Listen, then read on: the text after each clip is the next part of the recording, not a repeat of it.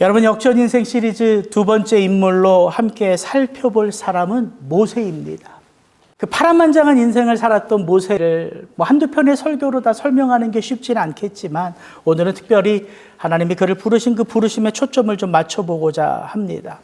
그의 나이 80에 민족의 지도자로 부름을 받아 그의 나이 120세에 그 생을 마감한 모세에 대하여 성경은 이런 평가를 우리에게 들려주지요. 모세가 죽을 때 나이 120세였으나 그의 눈이 흐리지 아니하였고 기력이 쇠하지 아니하였더라. 그 후에는 이스라엘에 모세와 같은 선지자가 일어나지 못하였나니 모세는 여호와께서 대면하여 아시던 자라. 여러분, 모세는 어떤 인물이었냐면 성도에게 있어서 죽음이 과연 어떤 의미인지를 그의 삶으로 알려준 인물, 그가 바로 모세입니다. 성도에게 있어서 죽음이란 어떤 것입니까? 다른 것이 아니에요. 아름다운 사명의 완성입니다. 그래서 하나님은 이 땅을 살아가는 성도의 그 삶, 그리고 그의 고귀한 죽음을 귀하게 여겨주시는 것입니다. 오늘은 그렇게 늦은 나이에 부름을 받았지만 아름다운 역전의 삶을 하나님과 함께 누렸던 그 모세의 부르심에 담겨진 의미들을 함께 돌아보며 은혜를 나누기 원합니다. 여러분, 우리가 어렸을 때만 해도 꿈이 참 많았죠, 여러분? 여러분, 인생을 한번 돌아보십시오. 저 초등학교 때만 해도 방학 되면 시골에 있는 할머니를 그렇게 찾아갔거든요. 그 시외버스를 타고 시골에서 저희 집 서울로 올라올 때 어김없이 멈추는 곳이 있습니다. 그 서울에 들어오는 입구. 그럼 한 사람이 그 버스를 가로막아요. 그리고 그 버스로 올라와서 경례를 합니다. 충성! 잠시 검문이 있겠습니다. 여러분, 저는 그때를 살았습니다. 그래서 어렸을 때 그게 그렇게 멋있어 보이는 거예요. 어른들만 만나면 그랬습니다. 충성! 잠시 검문이 있겠습니다. 그런 한때가 있었더라고요, 저에게도. 그런데 여러분, 우리의 나이가 한 해, 두 해 익어져 가면 갈수록 여러분의 마음은 어떻습니까? 어느덧 제 나이도 50이 훌쩍 넘었어요. 50이 넘고 나니까 제 마음속에 느껴지는 생각은 삶이 그렇게 위축되는 것 같아요.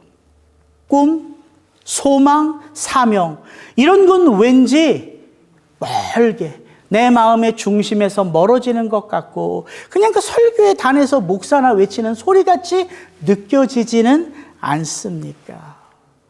그래서 하나님은 바로 이때 저와 여러분들에게 그 늦은 나이에 모세를 찾아와 부르시는 그 하나님의 소명을 우리로 주목해서 보라고 하시는 게 아닌가, 말씀을 준비하면서 그런 생각이 들어요.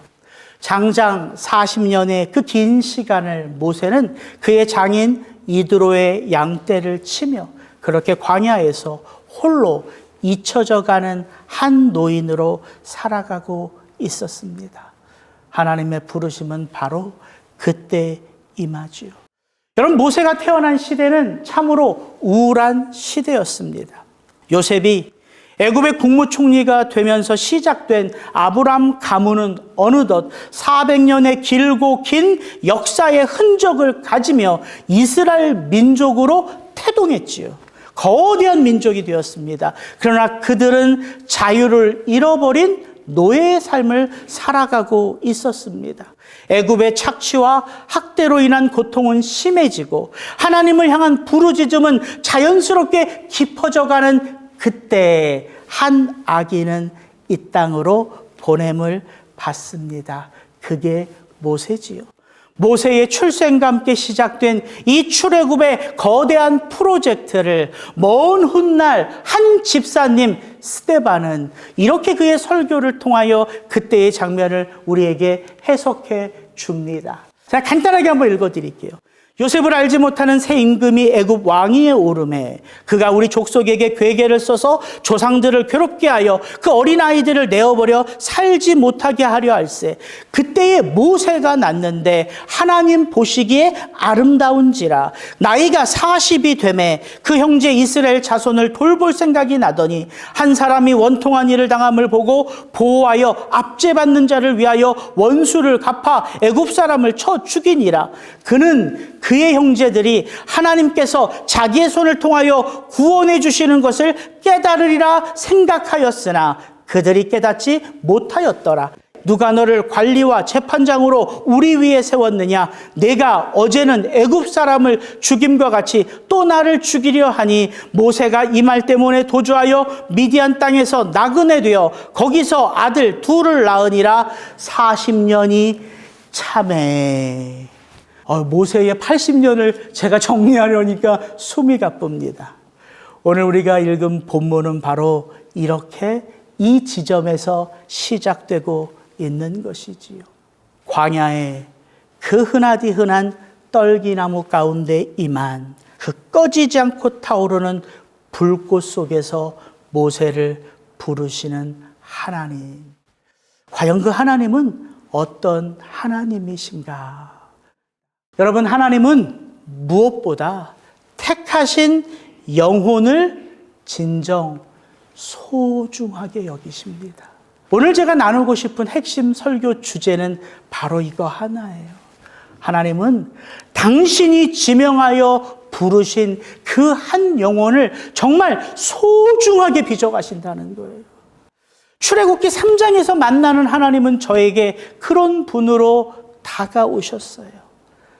초라해 보이는, 잊혀져 가는 듯한 그 한 영혼 모세를 하나님이 어떻게 다루어 가시는가 제 두 눈에 그게 보여지더라고요. 그분은 마치 최고의 도자기를 빚어내는 장인처럼 그 작품에 당신의 온 심혈을 다 쏟아 빚으십니다. 그래서 모세의 인생 가운데 함께 하시는 하나님은 급하지 않으세요. 이 말씀이 떠올랐어요. 하박국 2장 2절 3절. 너는 이 묵시를 기록하여 판에 명백히 새기되 달려가면서도 읽을 수 있게 하라. 이 묵시는 정한 때가 있나니 그 종말이 속히 이르겠고 결코 거짓되지 아니하리라.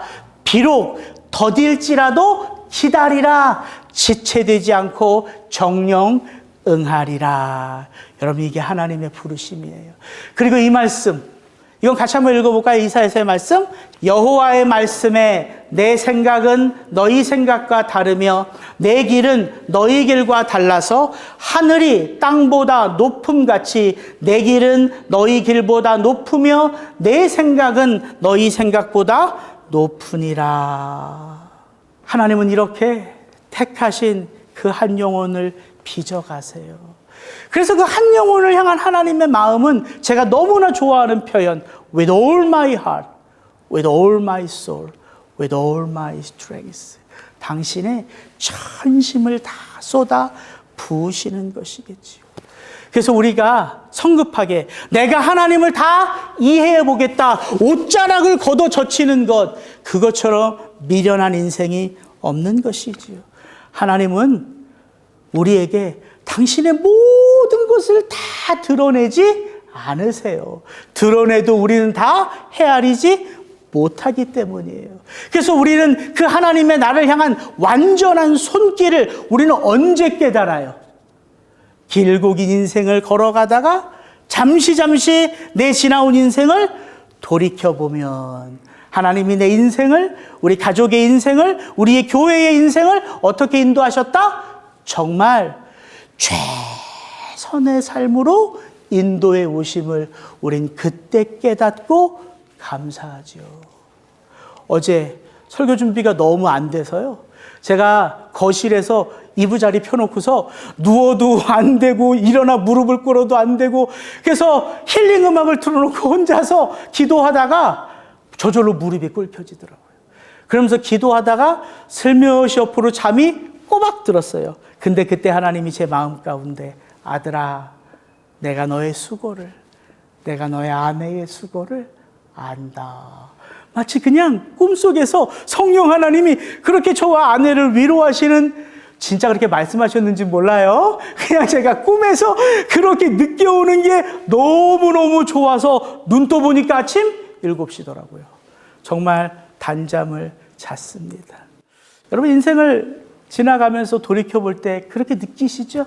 하나님이 문득문득 내 삶 가운데 정말 하나님의 최선으로, 최고로 내 길을 인도하셨음을 우리는 지나가고 나서야 알게 되는 것이지요. 여러분, 모세의 스토리 속에서 우리는 얼마든지 이런 생각할 수 있어요. 하나님, 모세의 나이 40일 때, 그때 모세의 인생 속에 정말 간섭하실 수 있지 않았습니까? 모세가 최고의 학벌에서 최고의 학문을 가지고 최고의 인물로 우뚝 솟았을 때, 그때가 언제예요? 그의 나이 40, 애굽의 2인자로, 이집트 왕자로 있었을 때, 그때 아닙니까? 더군다나 모세에게는 어떤 마음이 있었어요? 고통받는 자기 백성들을 향한 긍휼의 마음이 그때 모세에게 있었어요. 그래서 모세는 생각했죠. 때는 이때다. 그래서 깃발을 뽑아 올린 것 아닙니까? 그래서 히브리 사람을 구원하기 위하여 애굽 사람을 죽이고 무언가 하나님의 그 선한 뜻을 내 힘으로 이루어 보겠다 생각했지요. 그런데 여러분, 쉽게 끓어오르는 냄비는 어떻게 된다? 쉽게 식어버린다. 모세는 금방 알아차렸어요.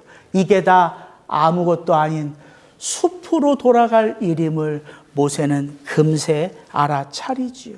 그렇게 그는 살인자가 돼요. 그를 키우고 그를 가리켰던 애굽 왕실의 배신자, 반란자가 되어 그는 원치 않는 도망자의 삶으로 미디안 광야로 도망친 거 아닙니까? 어느덧 그렇게 그곳에서 한 가정을 이루고 40년이 지났어요. 그런 그 모세의 인생을 스데반 집사는 우리에게 이렇게 해석해 줘요. 그 40년이 참해. 여러분, 이 표현이 너무 은혜스럽지 않아요? 스데반은 그 앞에는 모세가 40이 되어 이렇게 쓰거든요. 한글 성경에. 근데 그 모세의 나이 80이 되었을 때는 이렇게 번역해요. 그의 40년이 다 참해. 저 단어 헬라어로 우리가 너무 잘 아는 단어예요. 성령 충만하다 할 때 쓰인 단어예요. 모세의 인생이 하나님의 때가 될 정도로 그 인생이 가득 충만하게 채워졌다는 거예요. 자연스럽게 이 말씀이 떠오르죠. 때가 참해. 하나님이 그 아들을 보내사 여자에게서 나게 하시고 율법 아래에 있는 자들을 속량하시고 우리로 아들의 명분을 얻게 하려 하심이라. 하나님은 모세를 잊은 것이 아니에요. 하나님은 모세를 당신의 기억 저편으로 제껴놓은 게 아니란 말입니다. 하나님은 모세의 때가 무르익을 그때를 기다리셨다는 거예요. 여러분, 이게 구원받은 성도의 인생이라는 거예요. 저와 여러분의 인생이 그렇게 하나님의 그때를 향하여 때를 따라 아름답게 빚어지게 익어가고 있는 것이지요. 급한 사람은 누구예요? 나예요, 나. 하나님은 절대 급하지 않습니다. 이것 하나만 보아도 알 수 있었어요. 모세가 태어날 그때 태어나는 모든 남자아이들은 다 어떻게 되어야 할 운명이에요? 예, 죽어야 할 운명입니다. 그런데 하나님이 모세의 어머니 요게벳에게 긍휼함을 주어 그 태어난 모세가 너무 아름답게 그 어머니의 눈에 비춰왔어요. 그 아이 모세를 3개월 동안 숨어 키우죠. 아이의 울음소리가 커지니까 요게벳이 더는 감당할 수 없었어요. 그래서 그 모세를 죽였다? 아니요. 갈대 상자를 빚어 그 모세를 갈대 상자에 담아 나일강에 흘려보내지요. 성경은 그 갈대 상자를 이렇게 불러요. 테바. 히브리어로 그 갈대 상자를 테바라고 불러요. 근데 성경에는요, 테바라고 부르려지는 단어가 또 하나 더 있습니다. 뭔지 아세요? 노아의 방주. 성경은 그 노아의 방주를 테바라고 부릅니다. 무엇을 말하는 거예요? 모세는 그의 인생 출생으로부터 누구의 보호하심과 누구의 돌보심의 은혜를 함께하고 있는 거예요? 하나님 아버지. 그래서 그 갈대 상자가 나일강을 흘러갈 때 그 자리에 누가 있었어요? 바로의 딸 공주가 목욕을 하러 나오지요. 그 바로의 딸이 그 갈대 상자를 들춰보니까 거기에 아이가 있어요. 오, 애굽 아이가 너무 잘생겼다?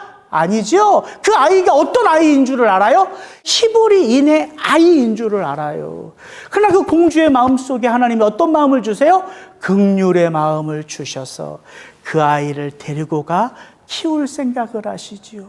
모세라는 이름은 누가 지었습니까? 바로의 딸이 지은 이름이에요. 물에서 건져 올렸다. 그리고 이 모세를 누가 젖을 먹여요? 모세의 친어머니 요게벳입니다. 아니, 세상에 이런 드라마틱한 장면이 어디 있어요? 자기 아들에게 젖을 먹이면서 젖 먹이는 값을 받은 여인, 그 여인이 바로 요게벳입니다. 모든 것이 합력하여 선을 이루는 하나님의 역사라는 것이지요. 오늘 그때가 되어 모세를 찾아와 부르시는 그 하나님의 말씀, 출애굽기 3장 6절부터 우리 같이 한번 읽어볼까요? 또 이르시되 나는 내 조상의 하나님이니 아브라함의 하나님, 이삭의 하나님, 야곱의 하나님이니라. 모세가 하나님 배웁기를 두려워하여 얼굴을 가리매 여호와께서 이르시되 내가 애굽에 있는 내 백성의 고통을 분명히 보고 그들이 그들의 감독자로 말미암아 부르짖음을 듣고 그 근심을 알고 내가 내려가서 그들을 애굽인의 손에서 건져내고 그들을 그 땅에서 인도하여 아름답고 광대한 땅, 젖과 꿀이 흐르는 땅, 곧 가나안 족속, 헷 족속, 아모리 족속, 브리스 족속, 히위 족속, 여부스 족속의 지방에 데려가려 하노라. 이제 가라. 이스라엘 자손의 부르짖음이 내게 달하고 애굽 사람이 그들을 괴롭히는 학대도 내가 보았으니 이제 내가 너를 바로에게 보내어 너에게 내 백성 이스라엘 자손을 애굽에서 인도하여 내게 하리라. 여러분, 어떤 표현이 여러분의 눈에 들어오십니까? 저는 이 표현이에요. 내가 내 백성의 고통을 분명히 보고 그들이 그들의 감독자로 말미암아 부르짖음을 듣고 그 근심을 알고. 하나님이 모든 것을 보고 듣고 알고 계신다는 거예요. 어떻게 해요? 그분은 하나님이시니까요. 그러면 재미가 없어요. 그렇게 해석하면 그분이 나의 삶에 함께 하시는 하나님이시니까 이게 맞는 것이죠. 하나님은 그렇게 모세의 인생 가운데 단 한순간도 그를 외면하지 않고 그를 당신의 품 안에 함께하고 계셨던 거예요. 여러분, 그게 택하신 한 영혼을 소중하게 여겨가시는 하나님의 은혜의 손길이에요. 근데 오늘 이 출애굽기 3장 6절부터 10절을 보면 하나님이 택하신 영혼을 그렇게 소중하게 다루시는 이유가 명확하게 담겨져 있어요. 그의 인생이 누구의 인생과 함께 맞물려 있기 때문이에요. 애굽 땅에서 430년 동안 고통받는 누구? 하나님의 백성들. 여러분, 이게 구원의 삶이에요. 한 사람의 구원은 나 한 사람의 삶으로 끝나지 않고 내 인생 속에 무엇이 함께 하고 있다? 하나님의 나라. 모세 한 인생 속에요. 그를 빚어가시고 그에게 사명을 허락하시는 그 하나님의 부르심 속에는 사실 누구의 인생이 함께 따라오고 있어요? 그의 백성 이스라엘의 인생이 함께하고 있는 거예요. 오늘 본문은 그것만 말하지 않아요. 그 이스라엘 민족이 그 애굽 땅에서 나와 출애굽을 통하여 어디로 갑니까? 약속의 땅 가나안으로 가요. 이스라엘 백성이 430년 동안 애굽의 노예로 있다가 약속의 땅 가나안으로 들어가는 건 그 땅 안에 있는 가나안 6 족속의 인생과도 맞물려 있는 거죠. 하나님이 아브라함에게 언약을 주실 때 말씀하시잖아요. 내가 너를 약속의 땅, 그 가나안 젖과 꿀이 흐르는 땅으로 인도하는데 그 땅에 누가 아모리 족속의 죄가 아직은 관영하지 않았더라. 이제 그 가나안 족속들 6족속의 모든 죄가 이제 극에 달아요. 이제는 모세를 통하여 하나님의 백성을 움직이실 그때가 된 것이지요. 여러분, 이게 저와 여러분이 그리스도 예수 안에서 구원을 받고 우리의 그 인생 가운데 하나님의 그 놀라운 구원 역사를 체험해 가는 저와 여러분의 인생이라는 거예요. 저와 여러분의 인생 속에 하나님의 나라의 영광이 깃들여 있다는 거예요. 왜 그런 표현이 있잖아요. 한 영혼이 천하보다 귀하다. 그 한 영혼의 삶을 통하여 하나님은 당신의 나라를 빚어가시기에. 그래서 천하보다 한 영혼이 귀한 거예요. 여러분의 인생을 돌아보십시오. 하나님, 내 나이가 이제 70이 되고 80이 되고 하나님, 내 육신이 이제 다 쇠하여져 가는데 하나님, 이제 이 위축된 제 마음, 이제 저는 제 인생의 마무리를 잘하겠습니다. 행여나 생각하시는 분들이 있다면 하나님은 그렇게 여러분을 바라보지 않습니다. 사랑하는 아들아, 사랑하는 딸아, 내 인생에 담긴 그 하늘의 역사가 얼마나 크고 놀라운데 너를 돌아보지 말고 나를 바라보려. 여러분, 하나님의 사명은 나이에 따라서 내 상황, 내 형편에 따라 주어지는 게 아니에요. 준비가 다 되었다고 받는 게 아닙니다. 오늘 출애굽기 3장이 우리에게 보여주는 게 그거예요. 그건 전적인 하나님의 역사예요. 그래서 오늘 출애굽기 3장 1절부터 5절을 보면 그 의미를 우리가 알 수 있습니다. 잘 한번 들어보십시오. 모세가 그의 장인 미디안 제사장 이드로의 양떼를 치더니 그떼를 광야 서쪽으로 인도하여 하나님의 산 호렙에 이르매 여호와의 사자가 떨기나무 가운데로부터 나오는 불꽃 안에서 그에게 나타나시니라. 그가 보니 떨기나무에 불이 붙었으나 그 떨기나무가 사라지지 아니하는지라. 이에 모세가 이르되 내가 돌이켜 가서 이 큰 광경을 보리라. 떨기나무가 어찌하여 타지 아니하는고 하니 그때 여호와께서 그가 보려고 돌이켜 오는 것을 보신지라. 하나님이 떨기나무 가운데서 그를 불러 이르시되 모세야 모세야 하심에 그가 이르되 내가 여기 있나이다. 하나님이 이르시되 이리로 가까이 오지 말라. 내가 선 곳은 거룩한 땅이니 내 발에서 신을 벗으라. 여러분, 모세가 그의 장인 이드로의 양떼를 끌고 호렙산으로 간 그날, 모세는 그날이 과연 다른 날과 다른 특별한 날이라 생각했을까요? 여러분, 어떻게 생각하세요? 모세는 오늘 하나님이 나를 찾아오실 특별한 날이야, 그런 어떤 이상한 징조를 모세는 경험했다, 안 했다? 관심 없다. 여러분 마음이 이런 표정이에요. 네, 그런 내용이 성경에는 안 나옵니다. 하나님의 사명은 특별한 전조를 안고 우리 인생 가운데 찾아오는 게 아닙니다. 그날 모세가 본 그 광야의 떨기나무가 그럼 특별한 나무였습니까? 아니요. 그 나무는 전혀 특별한 나무가 아니라 그냥 가시나무예요. 광야에서 흔히 보는 가시나무. 그럼 모세가 지금 하나님 앞에 타는 불꽃 가운데 임한 그 하나님 앞에 서는 그 땅이 특별한 땅이었습니까? 그래서 신을 벗은 거예요? 아니요. 그 땅도 늘 모세가 다녔던 특별하지 않는 그 길이었습니다. 그럼 도대체 뭐가 특별한 거예요? 하나님 한 분이 그 잊혀져 가는 듯한 그 영혼을 찾아오신 그 사건이 특별한 거예요. 여러분, 이게 구원입니다. 특별하신 분이 나를 찾아와 내 인생을 붙잡아 주신 그 사건이 특별한 거예요. 그러니까 특별하지 않은 우리의 일상, 늘 똑같은 일이 반복되고 늘 같은 것들이 반복되는 다람쥐 쳇바퀴 도는 그 별것 아닌 것 같은 그 삶은 사실은 무엇을 안고 있는 날이에요? 특별하신 하나님이 찾아오실 그 소망을 안고 있는 그날이란 말입니다. 그래서 구원받은 하나님의 백성은 특별한 날만 특별하게 단장하는 게 아니라 나의 모든 날, 모든 시간이 특별한 거예요. 그래서 작은 일에 내 온 마음을 쏟을 수 있는 것입니다.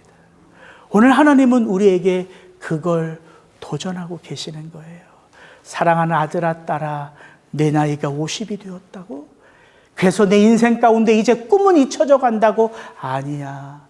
네가 서 있는 그 자리, 네가 섬기는 그 백성들 다 내가 너에게 맡겨준 영혼들이야. 네가 특별한 마음을 가지고 특별한 마음을 쏟아 그들을 섬기는 그게 하나님 나라의 영광이란다. 사실 여러분들을 위한 준비된 설교인데 설교를 막 준비하다 보니까 마치 하나님이 저에게 특별히 허락해 주시는 말씀처럼 다가오더라고요. 특별한 건 다른 게 아닙니다. 나의 모든 날, 나의 모든 삶이 그분 안에 있기에 그게 특별한 거예요. 우리는 그렇게 주어진 이 시간, 내게 주어진 그 한 분 한 분들을 사랑으로 섬겨가는 거예요. 수요일 날마다 제가 우리 아프신 성도님들 신방간 이야기를 주일 예배 때는 잘 안 하잖아요. 근데 수요 예배 때 오시는 분들한테는 기도 부탁하면 할 겸 이제 하거든요. 이번 주에 우리 김호경 권사님이 전화를 주셨어요. 그 신방을 저 혼자 가는 줄 아시는 거예요. 그래서 전화를 주셔서 왜 그 아픈 분 신방을 목사님 혼자 힘들게 가냐고. 순번을 정해서 같이 성도들을 데리고 가라는 거예요. 그래서 권사님 그게 아니고요. 우리 장로님들, 우리 권사님들이 매번 음식 준비하셔서 아픈 분 찾아가셔서 그 김영규 집사님이 밥 못 드실까 봐 그냥 한 끼를 드실 수 있도록 최선의 음식을 준비하셔서 저보다 자주자주 그 병원 가요. 그렇게 얘기했더니 그래요? 그러시고서 끊으시더라고요. 전화를 끊으면서 제 아내의 마음이 좋았어요. 권사님이 보시는구나. 교회 돌아가는 걸 보시고 저 연로하신 나이에서도 교회는 목사 혼자 이끌어가는 곳이 아니라 하나님의 마음을 품은 매일매일 그 하나님의 은혜를 그 삶에서 체험한 바로 그 영혼들을 통하여 교회가 세워져 가는 곳임을 권사님이 아시는 것이지요.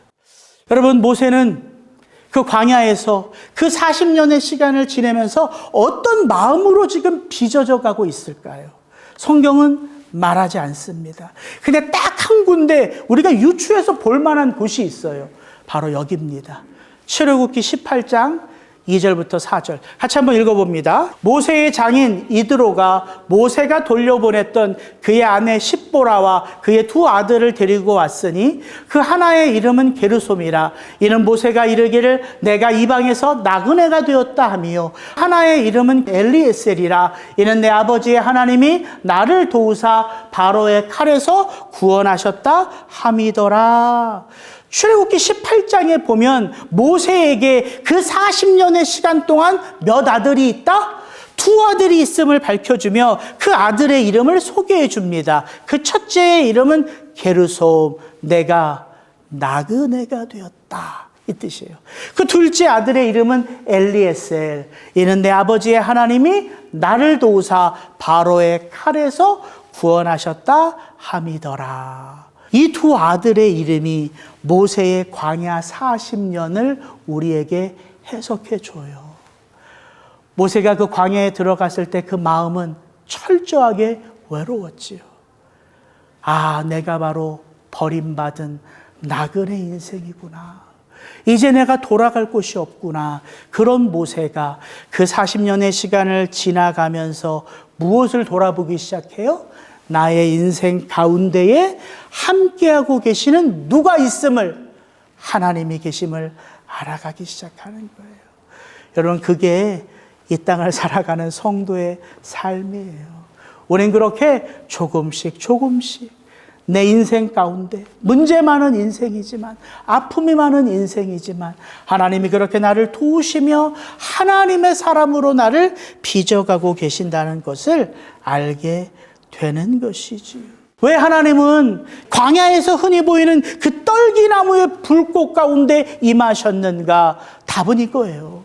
모세는, 그리고 우리는 무엇인가 내가 가진 것이 있을 때, 준비된 것이 있을 때, 내가 이제 하나님의 사명을 감당할 때가 되었구나, 내 모든 인생을 불살를 열정이 있음을 우리는 기뻐하죠. 그래서 트라이하는 거예요. 달려드는 거예요, 세상 가운데. 그런데 하나님의 사명은 그렇게 감당하는 게 아니라는 거예요. 여러분, 모세 한 사람이 그 나이 40에 애굽의 왕자가 되어 모세 한 사람이 거기서 자기를 불살은들 그 거대한 제국 애굽이 그 모세 한 영혼으로 말미암아 바뀌겠습니까? 바뀌지 않아요. 여러분, 세상은 그렇게 호락호락하지 않은 거예요. 그래서 하나님이 보여주시는 거예요. 하나님의 사명이란 나를 태우는 삶이 아니에요. 하나님의 사명은 누가 감당하는 거예요? 나는 보잘것없는 인생인 걸 아는 사람. 그래서 하나님의 일은 누가 감당하는 거예요? 오직 하나님이 허락하신 하나님의 사람이 감당하는 것을 깨닫는 자. 그래서 그 흔한 떨기나무에 뭐가 붙어요? 하나님의 불이 붙어요. 그런데 그 떨기나무는 태워져요, 안 태워져요? 태워지지 않아요. 타지 않습니다.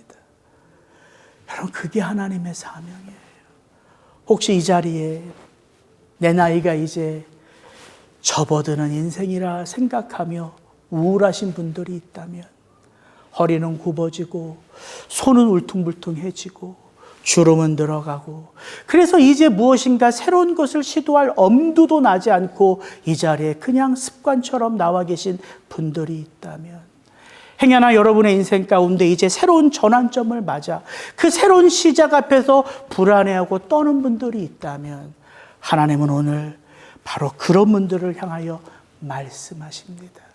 사랑하는 아들아, 딸아, 내 사명은 너의 그 온전함, 너의 그 준비됨, 너의 그 탁월함으로 감당하는 게 아니라 꺼지지 않는 불, 이 역사의 시작부터 이 역사의 마지막까지 꺼지지 않는 불꽃으로 택하신 영혼들을 불러 그 영혼으로 이 온 세상을 하나님 나라의 영광으로 감당해 가시는 그 하나님만이 주시는 그 능력으로 우리는 오늘을 살아가고 있는 거예요. 그 하나님의 이름이 뭐라고요? 여호와, 야훼라고 오늘 말씀은 우리에게 도전하지요. I will be who I will be. 그렇다면 여러분, 모세는요, 이 하나님이 나를 찾아와 불러주신 그 하나님 앞에서, 와, 하나님 이제야 저를 찾아오셨군요. 모세는 기쁨으로 가득했나요? 하나님 사람 잘 보셨습니다. 왜 이렇게 저를 잊어버렸어요? 하나님 이제야 오십니까? 그렇게 모세에게는 감사가 넘쳤습니까? What a wonderful day. 아니에요. 출애굽기 3장과 출애굽기 4장을 읽어보면 하나님이 찾아와 그 모세를 부르시는 그 장면 속에 모세는 그 부르심을 오히려 거부합니다. 보십시오. 하나님, 내가 누구이기에? 하나님, 내가 무엇이라고 그들에게 말하리이까? 하나님, 그들은 나를 믿지 아니할 것입니다. 하나님, 나는 본래 말을 잘하지 못하는 자니이다. 하나님, 나 말고 보낼 만한 자를 보내소서. 이게 모세의 반응이었다는 거예요. 그럼 사명은요, 내가 원하는 것이 주어지는 게 사명이 아님을 알 수가 있죠. 모세는 지금 하나님의 그 부르심을 의심하고 있어요. 거부하고 있어요. 나는 자격이 안 된다고 하고 있어요. 하나님의 사명은 때로는 우리의 인생 가운데 그렇게 찾아온다는 말입니다. 하나님의 사명은 단 하나예요. 아들아, 때가 되었으니 이제 가서 내 백성을 이끌고 나와라. 하나예요, 하나. 아주 명확한 하나. 그러나 그 사명 앞에서 그 사명을 거부하는 모세의 핑계는 수십 수백 가지예요. 혹시 지금 여러분이 그렇게 살고 계신 건 아니라는 거지. 하나님의 사명이 여러분 마음 가운데 이미 임했는데 여러분 안에는 그 사명을 거부할 수십 가지 이유를 대며 주저하며 살아가고 있는 것은 아닌가 하는 것입니다. 그래서 하나님이 너무 자비롭고 온유하세요.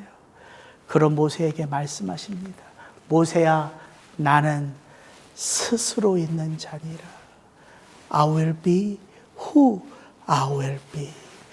내가 가는 그 자리에 나는 너와 항상 함께 있을 것이다. 그래서 우리는 출애굽기를 쭉 읽어보면서 애굽에 내려진 그 10가지 재앙이 누구를 위한 재앙인 줄을 알 수 있어요? 예, 물론 그 이스라엘 백성들을 이끌어내기 위한 하나님의 특별한 기적이고 이적이었지요. 그러나 그것은 또한 이렇게 닫혀 있었던 모세의 마음을 활짝 열어주시는 하나님의 은혜였다는 말입니다. 그 10개의 재앙이 끝나고 나서 모세는 더는 하나님을 의심하지 않습니다. 그래서 그 홍해 앞에서 모세는 그 지팡이를 통하여 그 홍해를 가를 수 있었던 거예요. 그리고 그 긴 광야 40년을 지나가며 모세는 그 백성들을 향하여 나의 온 생명을 내어 던질 수 있었던 것이지요. 여러분, 세상 소망이 우리의 인생 가운데 사라져가는 그때 내 인생은 끝인 게 아니라 하나님의 나라는 그렇게 저와 여러분의 삶 속에 임하고 있는 것입니다. 이 시간 하나님 앞에 우리가 기도할 때에 하나님, 세상 소망이 다 사라져가는 듯한 내 인생 가운데에 나는 잊혀지고 버려지고 외면된 존재가 아니라 하나님이 나를 당신의 나라를 위하여 택하시고 빚어가고 계시는군요. 이렇게 하나님 앞에 당신의 나라를 내 삶 가운데 허락하신 하나님 감사합니다. 이 기도로 잠시 하나님 앞에 한번 기도로 나아갑니다. 같이 한번 기도하죠.